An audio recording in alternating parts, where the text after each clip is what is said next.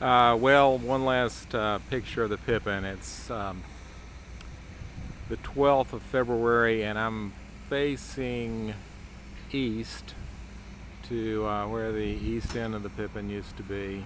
And there's the Coliseum. Go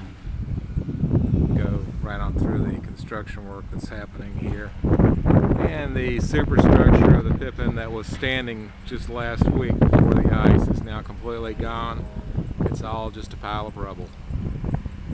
There it is, folks. What's left of the Zippin Pippin. Good luck, Green Bay.